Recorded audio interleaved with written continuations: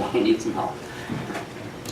Okay, next we are going to move on to our ordinances. We have 4 ordinances tonight. And actually, before we get into the first one,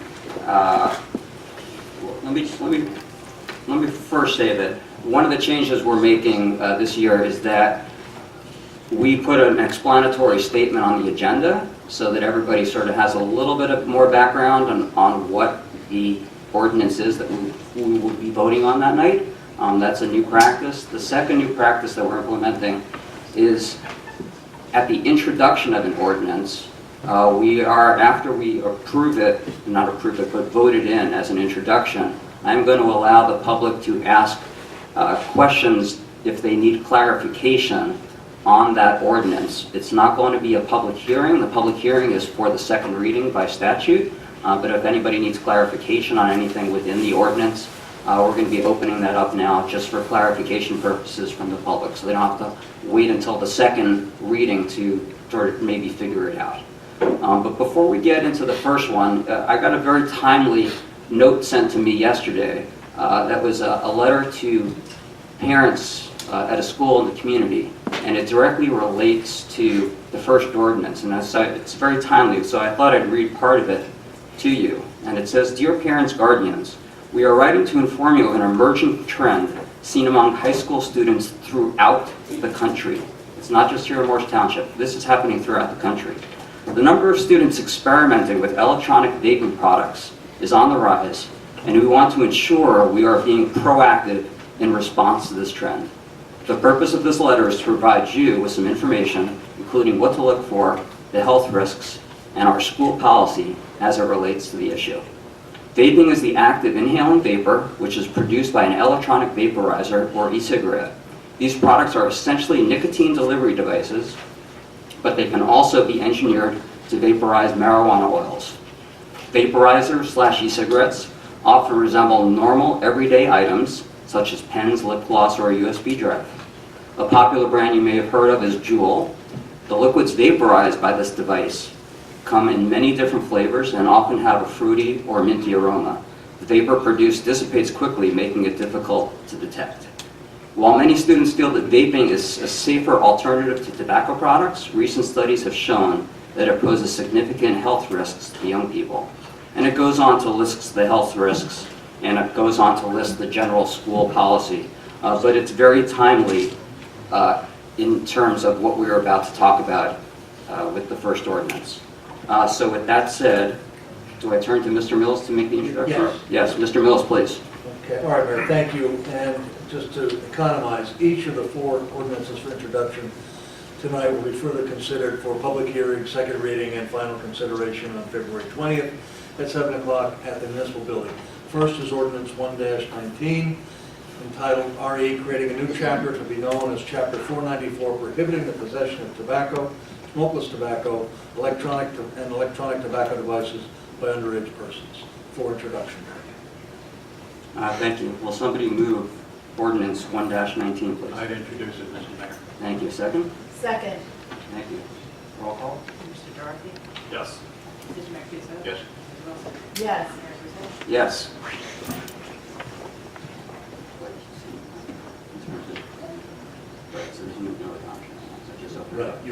Okay, so now I'm going to open it up for a few minutes to see if anybody has any questions or needs clarification on the ordinance that we are adopting tonight. Anybody like to step forward? I just ask that you state your name and address, please. George Milken, Springbrook Road. You can pull that microphone a little closer to you if you like. Could you just say, what is the age on this ordinance? You said underage. That is defined by statute as 21. 21, okay, thank you. Thank you. 21 meaning of age, below that being underage, obviously. Move to close the public portion. Sorry. Can I ask a question about the public portion? Sure, go ahead. I have a question about jurisdiction. We have a New Jersey statute in place already. No? No, ma'am. So there's No, the New Jersey statute just deals with the sale of it. There is not a statute that deals with the possession of it by underage people. So in a sense, this is groundbreaking legislation. We're going to try to lead the way in the state of New Jersey to take hold of the epidemic that's really gripping schools around the country, but also in our community. And the police brought this to our attention, and we have resource officers at schools, and it'll give them another opportunity, or give them some enforcement tools in order to deal with the problem. Yeah. Terry Lozino, Piedmont Court, Holmes Township. How does it work, though, if you find an underage child, under 21, smoking or vaping? Are they fined? Is there a record? Are they a felon? Is it going to affect the fact if they want to go get a scholarship in college and all of a sudden they have this police record that they've been vaping at the school? So if you could just answer some of those questions. They're juvenile, so any interaction with the police is sealed. It is not a public record. It's somewhat of in juvenile matters, it's somewhat of like a progressive discipline matter. Usually on these things, they are handled by in-house station adjustment, meaning the police will talk to the parents and work with them to ensure that it doesn't happen on, or can continue on. If they're second and third offenses, they could ratchet up where they would have to go before juvenile conference committee or before probation, and if it becomes habitual, it's not until then that they would go to juvenile court. So, but it's more of an intervention at first step. There is a point in time where they are 18 but less than 21, where in general ordinance penalties could be applied. Yes, I'm sorry, I should Yeah. have clarified that. That's okay. That was for under 18 years of age. Very good. So we've had a motion to close public commentary. If we have another comment? Okay. Should say public questioning. There's no commentary. Pete Wilbur, 10 Hourhead Road. Does the ordinance address children that, with the proliferation of medical marijuana and perhaps a situation where kids are prescribed medical marijuana or CBD oil, and they have that with them, other persons for medical reasons? Are they exempt from this? Does it speak to that at all? Or? I don't know how medical marijuana is administered other than through a cigarette type of device. I don't know if you can, it's a good question, if medical marijuana is available through a vaporizer. I do not know if it is. But if someone is prescribed, Right. It would not be valid. they would have a legal basis to possess it, so it should not be a problem. And then would there be any need then perhaps for maybe, in those situations, to communicate with the schools to maybe get parents or people to self-report the use of this so that a school resource officer is not sort of putting any sort of hardship on a child that might be able to have such a device? Probably a good idea. Thank you. It's already in place in the schools. Oh, okay.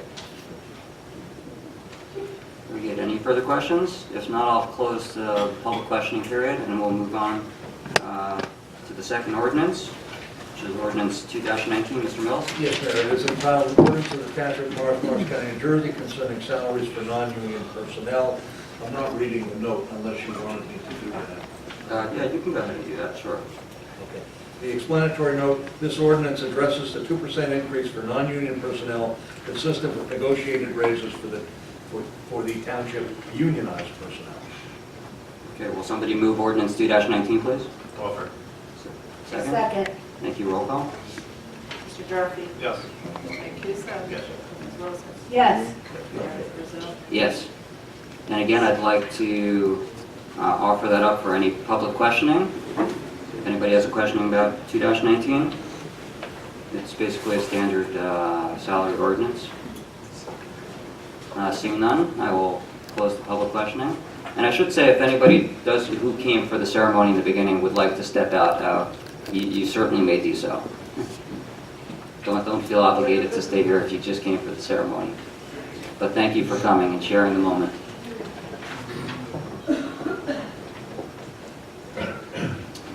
Next we have ordinance 3-19. Mr. Mills? An ordinance of the Township of Morris County, New Jersey, concerning salaries for non-union personnel, fire department. The note says this ordinance addresses the 2% increase for non-union personnel consistent with negotiated raises for township unionized personnel. Will somebody move 3-19, please? Offer. Thank you. Second. Thank you. Roll call. Mr. Jarfi? Abstain. Mr. Mancuso? Ms. Wilson? Yes. Yes. And again, I'd like to open this up for any public questioning. Again, this is another standard salary ordinance, so seeing nobody, I'll close the questioning period and move on to 4-19. Mr. Mills, please. Yes, an ordinance amending Chapter 447 Pool Municipal Fees and Regulations, in particular replacing Chapter 447-5 entitled Membership Fees, A through K. The explanation is that this ordinance revises the swimming pool membership and program fees. Thank you. Will somebody move 4-19? So moved. Second. Thank you. Roll call. Mr. Jarfi? Yes. Mr. Mancuso? Yes. Ms. Wilson? Yes. Mayor Rizzo? Yes. And again, I'll open it up if anybody has any questions about our swim pool ordinance or fees related thereof. To close the public portion, sir. Thank you. Second. So moved. We'll move to close the public portion. Next, resolutions. Mr. Mills? Yes, we have, I don't think we need to break them out here, 14, 18 through 3 additional resolutions not on the agenda, which would end at 38, 19. And I'll just briefly outline 36, 37, and 38. 36, 19 resolves to settle a tax appeal for a home on 3 Gables Road, reducing the assessment for the 2018 tax year. 3719 and 3819 are 2 probationary police officer hires, a Mr. Sages and a Mr. Nasser. Okay. And And we'll just, look at the resolution. and just, sorry, Mr. McHugh. Just to clarify the record, the reason why they don't get printed on the agenda to begin, can you just explain that to the public? And they're added at the end? Yes, these are, because the administration, myself included, are not certain what the preference of the governing body would be regarding these. They're not added on the agenda until they're discussed in closed session as exceptions to the Open Public Meetings Act with the Township Committee, specifically under personnel and under litigation. And, for example, you certainly wouldn't want to broadcast a predisposition on a piece of litigation unless the Township Committee approved it. So for those reasons, in limited cases, resolutions are held and then added to the agenda after being discussed. So we started this meeting at 5:30. We adjourned into closed session to discuss some of these matters. Decided on 3 matters, which we're bringing back to the public, and because we want to take action tonight, which is why they're not on the original agenda. But we're putting everything else out there for everybody to see. So with that, would you like to move all the agenda? Resolutions, Mr. Mayor. Great, thank you. Do we have a second? Second. Thank you. Roll call, please. Mr. Jarfi? Yes. Mr. Mancuso? Yes. Mrs. Wilson? Yes. Mayor Rizzo? Yes. Next, we have general business correspondence for the record. Will somebody move that? Okay. Will somebody move the acceptance into the record of the general business correspondence? Consent calendar